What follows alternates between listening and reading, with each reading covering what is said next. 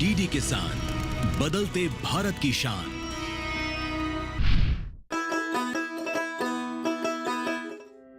किसानों का पसंदीदा कार्यक्रम किसान यात्रा के जरिए हम लगातार ग्रामीण भारत में हो रहे बदलावों को सबके सामने ला रहे हैं। आज हम एक बार फिर नए पड़ाव की ओर निकल पड़े हैं। हमारी मंजिल है उत्तर प्रदेश का अमेठी जिला। दिल्ली से करीब 693 किलोमीटर दूर स्थित अमेठी दशकों से देश की राजधानी का केंद्र बिंदु रहा है। यहाँ सियासी पार्टियों की तगड़ी नोक झोंक देखने को मिलती है। यही वजह है कि अमेठी की चर्चा देश भर में होती है। लेकिन हम जो देखने निकले हैं वो है जिले का कृषि विकास। खेती किसानी में कितना हुआ बदलाव, क्या किसानों की बदल पाई है जिंदगी, किसान कितना हुआ खुशहाल। आज की इस कड़ी में कुछ ऐसे सवालों का जवाब तलाशेंगे। सबसे पहले बात अमेठी की मूंज कला की। नमस्कार, बहुत स्वागत। डीडी किसान देख रहे हैं, मैं हूं आपके साथ राधिका चौधरी। डीडी किसान की टीम किसान यात्रा के जरिए हिंदुस्तान के कोने कोने में पहुंच गई है और आज अमेठी डिस्ट्रिक्ट में पहुंच गई हूं। एक ऐसा घास जो बन गया है खास। ये घास नदियों के किनारे होता है। जी हाँ, गोमती नदी के बिल्कुल किनारे पर हूँ। ठीक इसी नदी पर ये घास उगता है जिसे मूंज कहा जाता है।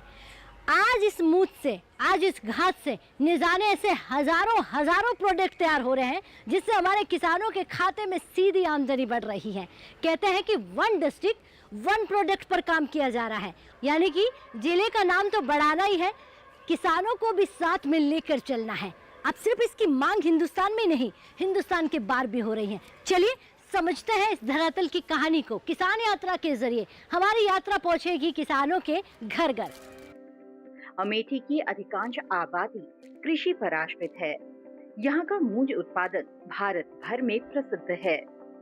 मूंज यानी एक प्रकार की घास जो सीजन में उगती है। स्थानीय भाषा में इसे सरपत कहते हैं।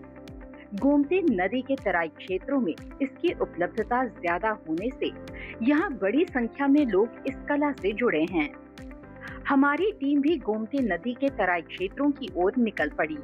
एक लंबी यात्रा के बाद हम अमेठी के माड़वा गांव आ पहुंचे।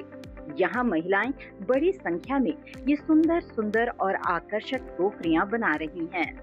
इस व्यवसाय से जुड़े लोग मूंज को एकत्रित करके रख लेते हैं और उससे कई तरह की उपयोगी वस्तुएं बनाते हैं। अमेठी में इस व्यवसाय से ज्यादातर वो महिलाएं जुड़ी हैं जिन्हें ये काम विरासत में मिला है। सरकार ने इस उद्यम को बढ़ावा दिया है तो वो महिलाएं भी इस कला में शामिल हुई जो आत्मनिर्भर होना चाहती थी। यूँ तो आप उत्तर प्रदेश को कई सारी चीजों से जानते हैं, फिर चाहे उत्तर प्रदेश का गन्ना हो, उत्तर प्रदेश का मैंगो हो या फिर उत्तर प्रदेश की राजनीति हो, लेकिन ऐसे में उत्तर प्रदेश की अमेठी में मैं एक मड़वा गांव में पहुंच गई हूं। कहते हैं कि इस गांव में एक जिला एक उत्पादन के नाम से मूंज को एक पहचान मिली है। एक ऐसी सामग्री जो गोमती नदी के किनारे, या यूं कहें एक ऐसा जिसे कहा जाता था खरपतवार है, लोग उसे हाथ तक नहीं लगाते थे, आज उसे एक इतनी बड़ी पहचान मिल गई है। माननीय प्रधानमंत्री जी का जो सपना है कि हमारी महिलाएं आत्मनिर्भर बने, उन्हीं आत्मनिर्भरता की कहानी को बुनने के लिए गांव में पहुंच गई हूँ।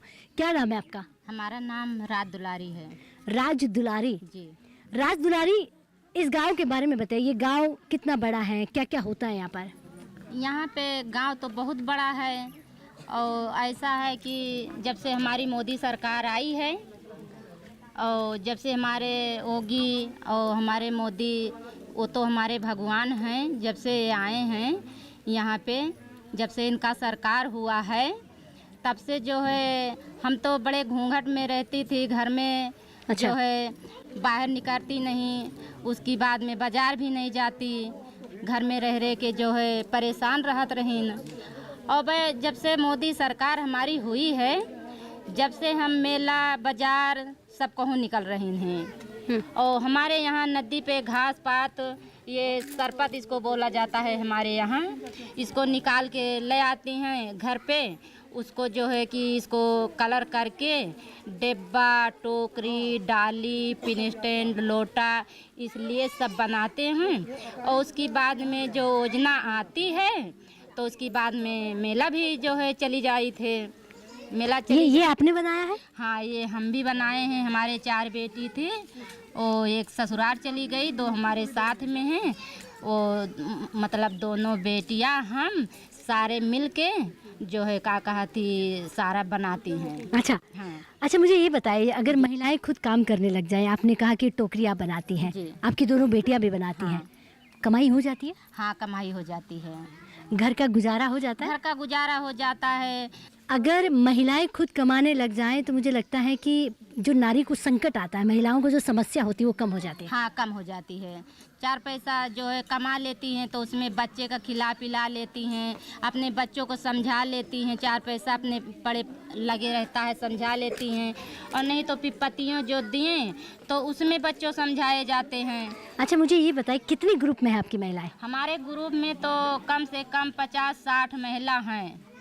50-60 महिला हैं और 2 ग्रुप है, उसी जो है उसमें बहुत सारे ऐसे मेले होते हैं, पूषा का मेला हो गया है, सरस मेला हो गया, आप जाती हैं? हाँ, जाती हैं जी। जी। भारत के आपने कहा कि बाजार तक नहीं जाती है। हाँ। कौन कौन से राज्य में गई आप? हम वो का कहती लखनऊ गए, कानपुर गए और जो है कुंभ गए, तोसाली गए। अच्छा, इस बार जो कुंभ था, महाकुंभ, वहाँ ये टोकरियाँ जो बेची गई थी? हाँ, बेची गई है। हम भी 15 दिन वहाँ पे मेला लगाए तो थे। कितनी इनकम हुई थी आपके ग्रुप को? और ग्रुप को जो है जैसे हम सारे बना लेते हैं, उसको ले लिया। और जो है मतलब जितनी महिला हैं वो जाती चाहती हैं तो वो भी चली जाती हैं, नहीं जाती तो हम भी चली जाई थे। तो आपके ग्रुप ने कितनी इनकम की? वो 4, 5 हैं, 10 जो निकल सक रही हैं वो अब निकलने लगी हैं। वैसे सारी नहीं निकली हैं, मुला अब निकल रही हैं। जी। हाँ। राम दुलारी की तरह गांव की सैकड़ों महिलाएं मूंज व्यवसाय कर आत्मनिर्भर हो गई हैं। मूंज उद्योग ने अमेठी को राष्ट्रीय मंच पर ख्याति दिलाई है और स्थानीय लोगों की जीविका को मजबूत किया है। ODOP यानी वन डिस्ट्रिक्ट वन उत्पाद योजना के तहत इसे लगातार बढ़ावा मिल रहा है। मेरा नाम भवानी प्रसाद निषाद, मऊ अतवारा के निवासी, जनपद अमेठी। मैं गरीब परिवार से हूँ और मेरे पिताजी बचपन में 5 साल की उम्र में ही गुजर गए थे।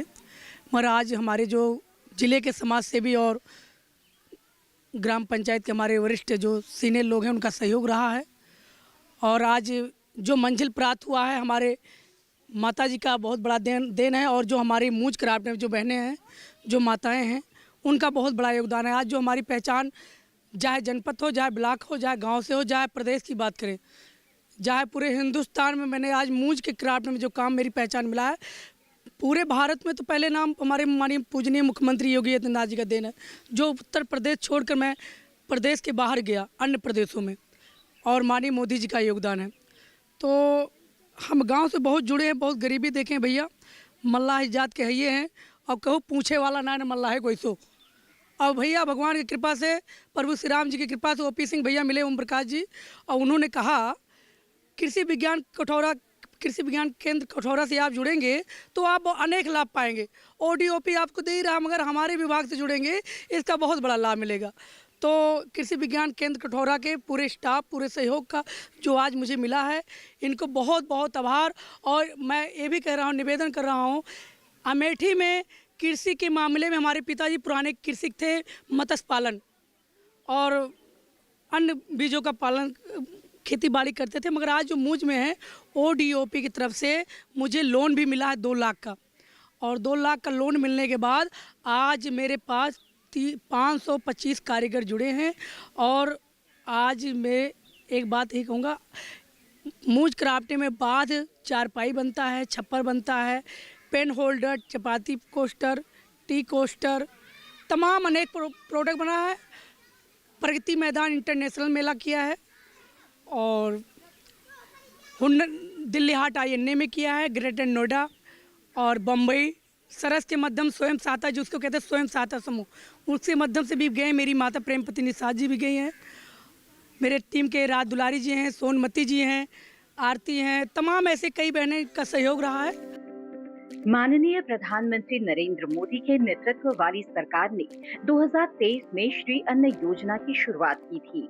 इसे बढ़ावा दिया, किसानों को तमाम सहूलियतें देने का ऐलान किया और मिलेट्स की ओर वापस आने का अभियान छेड़ा। हो भी क्यों ना, भरपूर पोषण के साथ मिलेट्स पर्यावरण के लिए ज्यादा अनुकूल हैं, क्योंकि मोटे अनाज की खेती में कम पानी और रासायनिक खाद की आवश्यकता होती है, जिससे ये पर्यावरण के लिए एक अच्छा विकल्प है। अमेठी में हम एक ऐसे ही अन्नदाता के घर आ पहुंचे हैं जो मोटे अनाज की खेती करते हैं। नाम है मंधारा सिंह। हमारे साथ बातचीत में सफल किसान मंधारा सिंह का कहना है कि ज्यादा पैदावार के चक्कर में मोटे अनाज की खेती को दरकिनार करना किसानों के लिए दुर्भाग्य की बात है। इस आधुनिकता के दौर में किसानों को मोटे अनाज की ओर रुख करना चाहिए। देखिए, पूरे भारत में जब हम बात किसानों की करें, किसानों के विकास की करें या धरातल की करें या फिर वो हकीकत जो सरकारें दिल्ली में बैठकर कहती हैं कि हमने किसान के घर घर तमाम योजनाएं पहुंचाई हैं, तमाम जानकारी पहुंचाई हैं और विज्ञान उनके घर तक पहुंच रहा है। ऐसे में देखिए, मंधारा सिंह जी अमेठी के रहने वाले हैं। आज उत्तर प्रदेश की अमेठी में हूं और किसान यात्रा के माध्यम से जानेंगे कि यात्रा हमारे अमेठी के एक किसान के घर पहुंच गई है। पूछेंगे कि मिलेट्स, जो माननीय प्रधानमंत्री जी ने 2023 में पूरे हिंदुस्तान को बता दिया कि हमारे हिंदुस्तान का मिलेट्स अब हिंदुस्तान में नहीं, भारत से बाहर भी डंका लोहा मनवाएगा, वो मिलेट्स आज मेरे सामने है।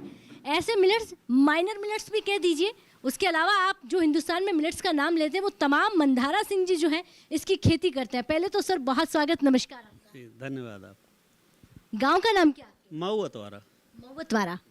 आबादी कितनी होगी इस गांव की? इस गांव की आबादी 1400 वोटर हैं, तो इसका मतलब उसका दूना, जस्ट दूना होगा। हाँ, 3000। ऐसे तो उत्तर प्रदेश में बहुत कुछ बदल गया है, जनता बदल गई है, जनार्दन बदल गए हैं, विचारधारा और साथ साथ में कहें सोच बदल गई है, लेकिन खेती कितनी बदल गई? खेती भी बदली है समय के साथ साथ। जैसे पहले ये मोटे अनाज होते थे, तो फिर आबादी बढ़ी तो भूखमरी बढ़ी, तो हरित क्रांति आई, तो हरित क्रांति के माध्यम से तमाम यूनिवर्सिटीज़ बनी और वहाँ नए नए शोध हुए, नए नए सीड्स आए, तो उन परिस्थितियों में जो है उत्पादन अनाज का बढ़ गया। लेकिन दुर्भाग्य ये रहा किसानों का कि इन्होंने परंपरागत खेती को छोड़ दिया। उसके कारण वो यूरिया और डीएपी पर आधारित हो गए, पशुपालन छोड़ दिया। इसका जो एक वो था कि उससे भी आमदनी हो सकती थी, उसको छोड़ने के बाद जो है तमाम प्रकार की बीमारियां उनके कारण, यूरिया और डीएपी और ये क्या बोलते हो जो दवाइयां हैं, तो जो नेचुरल भोजन था हम लोगों का वो उससे हम दूर हो गए। लेकिन मंधारा सिंह जी, आबादी बढ़ रही है, क्या हम नेचुरल भोजन हर घर को दे पाएंगे? निश्चित दे पाएंगे। कैसे? परिश्रम से। अगर हम परिश्रम करेंगे, आज के इस दौर में हमने स्वयं, आप हमारे क्षेत्र में या हमारे पूरे गांव में पता कर सकते हैं, हम नेचुरल तमाम चीज़ें उत्पादन करते हैं और पर्याप्त मात्रा में करते हैं। और गोबर की खाद से, जैसे हमारे यहाँ पुआल है धान का, हम पुआल जो है जो पशुपालक हैं उनको दे दिए, हम अपने ही बता रहे हैं, पशुपालक को दे दिए और उनसे उसके बदले में हम गोबर ले लिए और उस गोबर को हम अपने खेत में डाल देंगे, तो एक तो लागत कम हो जाएगी और हमारे पुआल के जो फूंकते बिला वजह, उससे जो है उर्वरा शक्ति खत्म होती खेतों की, जो सरकार की मंशा भी, वैज्ञानिक बताते भी हैं, तो वो अपना समाप्त हो गया और उधर पशुओं को चारा हुआ और उनके गोबर से हमारे उत्पादकता में वृद्धि हुई और हमारी लागत खेती की कम। प्रधानमंत्री नरेंद्र मोदी के नेतृत्व वाली सरकार सिर्फ मोटे अनाज की खेती को बढ़ावा भर ही नहीं दे रही, बल्कि इस खेती को करने वाले को सब्सिडी, उनकी उपज का अच्छा दाम मिल सके, इसके लिए जगह जगह खरीद केंद्र जैसी अनेकों सुविधाएं प्रदान कर रही है, जिससे किसानों को उनकी फसलों का अच्छा दाम मिल सके। मोटे अनाज की खेती करने वाले मंधारा सिंह का कहना है कि मिलेट्स की खेती का मतलब कम लागत, ज्यादा मुनाफा होता है और फायदे यानी मिलेट्स यानी श्रीअन्न। ये श्रीअन्न में आप क्या क्या लगाते हैं? श्रीअन्न में हम कोदो लगाते हैं, सांवा बोते हैं, उसके बाद में काकुन बोते हैं। अब उसका क्या वैज्ञानिक नाम है ये तो वैज्ञानिक लोग बताएंगे। और हमारे यहाँ मकरा होता है जिसको रागी बोलते हैं, ये होता है। और लहड़ा यहाँ बोलते हैं हमारे यहाँ उसको, लेकिन उसका नाम है ज्वार, तो उसको लगाते हैं। हमारे गांव में ज्वार की पर्याप्त खेती होती है और इसके जगह जगह सरकार ने खरीदने के केंद्र भी हमारे अगल बगल लगाए, जैसे जैनमगंज था हमारे यहाँ और जगदीशपुर में भी था, तो इसको हम अच्छे दामों पर बेच सकते हैं। 2023 जब श्रीअन्न का नाम दिया गया, उससे पहले और आज भाव कितना बढ़ गया? भाव इसका बढ़ा है, मांग भी बढ़ी है, लोगों के समझ में भी आना शुरू हुआ है। जैसे हम इस बार 4-5 कुंटल जौ पाए थे, जौ भी हमारी यही कुमारगंज से लाए थे। काफ़ी पहले कृषि मेला लगता था तो लैब टू लैंड एक योजना चली थी, यहाँ बहुत पहले चली थी, तो उससे हमारे गांव का जुड़ाव काफ़ी था। 10 लोग हमारे यहाँ के वहाँ कर्मचारी थे, तो उसमें जो है कि हम लोग वहाँ गए तो वहीं से ले आए थे। तो वही अभी चल रहा है, नया बदला नहीं हमने। वो भी ऑर्गेनिक होता है, उसमें कोई बहुत ये कुछ डालने की ज़रूरत नहीं पड़ती। और वो जौ के लिए आप समझिए कि सत्तू के लिए या उसमें गेहूं में मिक्स करके खाने के लिए तमाम लोग हमसे ले कर के गए। तो हमने उनसे कहा भाई इसका 1.5 गुना आप हमको गेहूं दे दीजिए, जबकि जौ में लागत कम आती है, यूरिया का छिड़काव नहीं होता उस पर, और अपने आप हो जाती है आसानी से पर्याप्त मात्रा में। लेकिन सिंह साहब, इसे गरीबों का भोजन कहा जाता था, क्या लगता है अभी अमीरों की थाली तक पहुंच पाया? नहीं, अमीरों की थाली तक नहीं पहुंच पाया। अमीरों की थाली में पहुंचने में अभी समय लगेगा। इसलिए लगेगा कि अमीर लोगों को भी जब जैसे इसकी रोटी हाथ से बनानी पड़ेगी।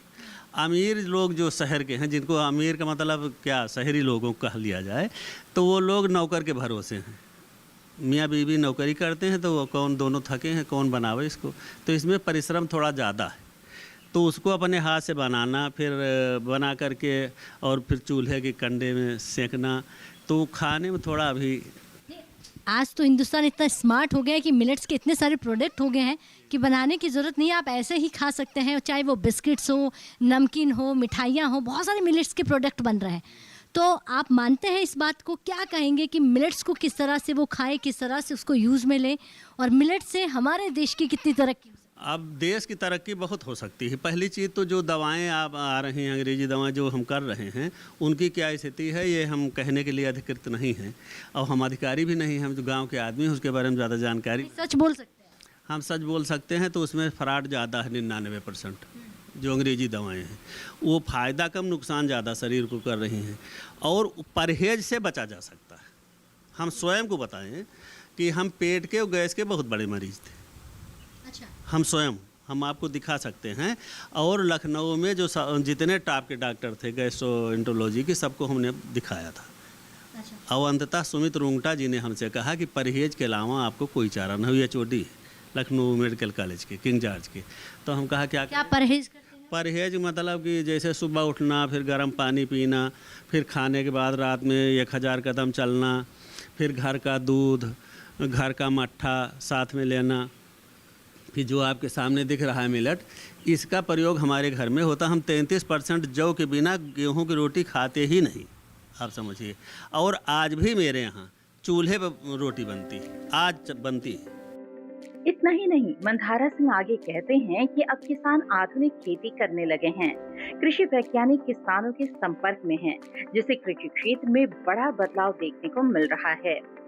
किस तरह से शहरों में रहने वाली आबादी को शुद्ध ऑर्गेनिक खाद्य वस्तुएं मिल सकती है और किसानों की आय अच्छी कैसे हो सकती है, इसका भी जुगाड़ सफल किसान के पास है।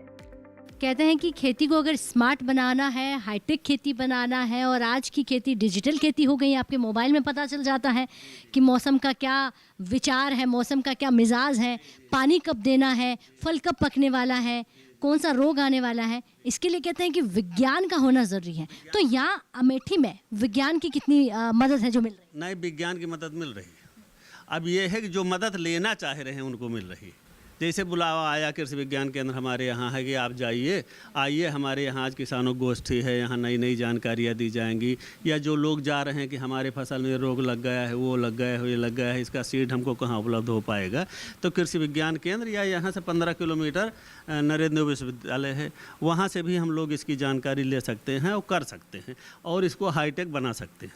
और हाईटेक बनाएंगे तो इसका उत्पादन जैसे किसानी टाइप की होती थी, अब खेती अच्छे ढंग की हो पाएगी, और इसको करके हम कमा सकते हैं। दूसरी चीज़ यह है कि गांव का व्यक्ति जो है, शहरों में उत्पादन तो होता नहीं, भोजन तो उनको भी चाहिए, तो उनके लिए दूध, उनके लिए हरी सब्जी, उनके लिए शुद्ध फल ताज़ा हम व्हाट्सएप के माध्यम से अगर 100 परिवारों को जोड़ लें, ये मेरी अपनी राय है, और शाम को उनको हम बता दें जाकर के 100 परिवारों को, भाई हमारे पास ये चीज़ उपलब्ध है, जिनको जो ज़रूरत हो आप शाम को हमको बता दीजिएगा इतना। तो हम यहाँ से लखनऊ अगर हमको भेजना है, यहाँ से औद्योगिक क्षेत्र जगदीशपुर भेजना है, तो उन 100 परिवारों में हम ताज़ी सब्जी या मिलेट्स ले करके अपने मोटरसाइकिल से, कार से, CNG ला जा करके दे देंगे, 500 रुपये लागत आएगी। वो परिवार शुद्ध भोजन पा जाएंगे और हमें अच्छी आमदनी हो जाएगी, तो दोनों सुखी हो जाएंगे मेरी समझ। गाने से लेके बेचने तक की तरकीब है सिंह साहब के साथ। और कहते हैं कि भाई देखिए, अगर आप विज्ञान से जुड़ जाते हैं, और आज का हिंदुस्तान है ये जो आपके सामने बैठा है, उम्र चाहे कोई भी हो, लेकिन जानकारी होना बहुत ज़रूरी है। अच्छा, एक चीज़ मैं यहाँ पर देख रही हूँ कि हरे चने, हमने हरा मटर तो सुना था, देखा भी था, खाया था, इसके बारे में थोड़ा बता। ये हरा चना पिछली बार हमने प्रयास किया तो 1 किलो हमको मिल पाया था। ये शायद पूसा यूनिवर्सिटी का प्रोडक्ट है, दिल्ली का। तो ये 1 किलो किसी तरीके से बड़ा ढूंढ ढांड के मिला हमको, तो ये 1 किलो मिला। तो अब की बार इसको हमने 30 किलो बनाया हुआ। अब 30 किलो हम किसानों को देंगे इसको, इसका उत्पादन बढ़ेगा। एक चना और हमने उत्पादित किया है, हम अभी उसको भी दिखाते हैं, उसकी भी क्वालिटी बहुत अच्छी है। अच्छा। जी, ये पूरा ऑर्गेनिक है? एकदम 100% ऑर्गेनिक, जिस लैब में आप चाहे चेक करा लें, इसमें छुआ नहीं गया है किसी चीज़ को। आपका जितना भी मिलेट्स है पूरा ऑर्गेनिक? पूरा ऑर्गेनिक है। हम अमेठी के कृषि विज्ञान केंद्र कठौरा भी पहुंचे, जहां हमारे कृषि विशेषज्ञ प्रधानमंत्री के सपने को साकार करने के लिए नित नए अनुसंधान कर रहे हैं, जिससे कम जोत वाले किसानों को लाभ मिल सके, उनकी आय बढ़ सके, जिसमें मूल्य संवर्धन एवं कृषि आधारित उद्यम को बढ़ावा देना, पारंपरिक भारतीय कृषि प्रणाली के तहत मिलेट प्राकृतिक खेती को बल देना, ज्यादा उत्पादन और किसानों की आय बढ़ाने के लिए आधुनिक कृषि तकनीक के जरिए किसानों को फायदा पहुंचाना। कठौरा में ही हमारी मुलाकात पूर्व सैनिक विनय सिंह से हुई, जो सेना से सेवानिवृत्त होकर अब खेती के जरिए देश सेवा कर रहे हैं। विनय बताते हैं कि KVK की सहायता से उन्होंने उन्नत पपीते की खेती की है, वो भी प्राकृतिक विधि से। जी नमस्कार राधिका जी और कृषि विज्ञान की टीम को हमारा नमस्कार। मैं विनय सिंह। 18 साल आर्मी में नौकरी करने के बाद जब मैं सेवानिवृत्त हुआ तो मैंने सोचा कि देश के लोगों को कुछ खेती के बारे में कुछ और भी नया किया जाए। चूँकि मेरी एक फील्ड देश सेवा की तो रही ही, फिर मैंने सोचा खेती के बारे में भी लोगों को जागरूक किया जाए और ख़ुद भी उसके बारे में जानकारियाँ इकट्ठी की जाए। तो मैं रिटायर होने के बाद मैं आया हमारे कृषि विज्ञान केंद्र कठौरा में। मैं वहाँ पर गया और डॉक्टर साहब लोगों से संपर्क किया मैंने। तो उनसे मैंने इसकी तमाम खेती के बारे में, जो हार्टिकल्चर और ये सब तमाम खेतियों के बारे में जानकारी ली। तो वहाँ मुझे बताया गया कि आप अगर पपीते की खेती करते हैं तो इसकी पैदावार भी बहुत अच्छी है, और ये हम ऑर्गेनिक तरीके से इसको अगर हम पूरा इसमें यूज करते हैं खाद वगैरह, तो ये इसका हम अच्छा फ़ायदा ले सकते हैं और ये लोगों के लिए भी बेहतर और कमाई का एक अच्छा। और जो कि इन्होंने बताया कि सालाना इसमें हम प्रति एकड़ करीब 4-5 लाख रुपए की हम कमाई कर सकते हैं, बचत कर सकते हैं ये। और हमने जी फिर हमने ये पपीता, हमने जो डॉक्टर साहब लोगों से संपर्क किया तो इन्होंने बताया ये ताइवान का है, रेड लेडी 786 वैरायटी, जो हल्का पिंक कलर का बहुत खूबसूरत लगता है। तो ये पौधा मैंने पहले नर्सरी मैंने चयन की, लेकिन नर्सरी में मुझे समझ में नहीं आया, तो मैं खुद इसका फैजाबाद सीड केंद्र से मैं बीज लेके आया। तो वहाँ से बीज लाया मैं, 20 ग्राम बीज मुझे लगभग ये 9,000 रुपये का मिला था। तो इसमें हमारे पौधे तैयार हुए 1100 पौधे, लेकिन बीज की क्वालिटी जो बहुत उन्नत थी, तो जिससे हमें जितने भी बीज हमने डाले वो उसमें शायद ही कोई एक आध मरा होगा तो होगा, क्योंकि ट्रायल बेस पे भी मैंने इसमें डाला था। किसी पॉलीथीन में 2 पौधे डाले तो 2 ही जमे थे। तो वो पौधा बीज भी हमें बहुत अच्छा मिला और जब से हमने लगाया इसकी प्रोग्रेस भी बहुत अच्छी थी। तो ये खेती हमने शुरू की थी पिछले, अभी ये जो 2024 सितंबर से शुरू किया था। सितंबर में मैंने इसकी बैरन डाली थी पॉली बैग में और 10 अक्टूबर को मैंने ये लगाया हुआ था। तो इसका फल तो जो हमें बताया गया था कि 12 महीने में हम इसका पहली फल जो है टूट जाएंगी पूरी। तो अभी हमें लग रहा है, लेकिन थोड़ा सा हमारा ये डिले चल रहा है इसमें, चूँकि रोग जो है एक डॉक्टर साहब ने बताया कि मोज़ेक एक रोग है जो इसमें लगा हुआ है थोड़ा बहुत। तो बीच में दवा का छिड़काव भी कर रहे हैं, तो अभी कंट्रोल है। डॉक्टर साहब लोगों से बार बार सहयोग मिलता रहता है हमको, तो अभी इसमें काफ़ी कंट्रोल है और हमें लग रहा है अभी फल आना शुरू हो गया हमारे पपीते की वैरायटी में। तो इसमें सबसे पहली चीज़ तो हम लोग जो इसमें खाद का उपयोग करते हैं, तो ये जो है जैविक खादों का उपयोग ज़्यादा किया जाए। और जैसा मैंने भी इसको जब लगाया था तो पहले इसमें मैंने काफ़ी जो है जैविक खाद ही पूरा यूज किया हुआ है। इसमें हमने खाद का कोई भी रासायनिक खाद हमने इसमें बिल्कुल यूज नहीं की है। रासायनिक केवल हमने वही दवाएं जो डॉक्टर साहब के सहयोग से हुआ, वही दवाइयों का केवल उपयोग कर रहे हैं। बाकी मुझे भी लगता है कि अगर ये पूरा, अभी हमने इसको सिर्फ 16 विषयों में यूज किया है, क्योंकि इसको हम ट्रायल बेस पे कर रहे थे। हमने कहा अगर ये सफल हुआ फर्स्ट ईयर में तो फिर हम अगली बार इसको लगभग 2-3 एकड़ में करेंगे इसको। तो मुझे भी लगा कि इसका काफ़ी बेनिफिट होगा, क्योंकि हमें जैसा बताया गया कि लगभग इसमें 14 महीने में लगभग 1 कुंटल पपीता इसमें निकलेगा। तो इसके पहले भी मैंने इधर 2 पौधे लगाए हुए थे ट्रायल बेस पे, उससे 6 महीने पहले, और तो इन पौधों में भी हमने काफ़ी बड़े किस्म के निकले। इस तरह से देखा जाए तो डबल इंजन की सरकार और केवीके ने किसानों, पशुपालकों, मूंज कारीगरों की आय में इजाफा करने में अपनी महत्वपूर्ण भूमिका निभाई है। साथ ही महिलाओं को आत्मनिर्भर बनाने के लिए राह आसान की है। तो कृषि क्षेत्र में बड़ा सुधार हो रहा है और हमारे अन्नदाता सशक्त हो रहे हैं। हमारी आज की किसान यात्रा को हम यहीं विराम देते हैं। अगली कड़ी में फिर किसी नई जगह नई जानकारी के साथ आपको अवगत कराएंगे। तब तक बने रहिए हमारे यानी दूरदर्शन किसान के साथ। नमस्कार।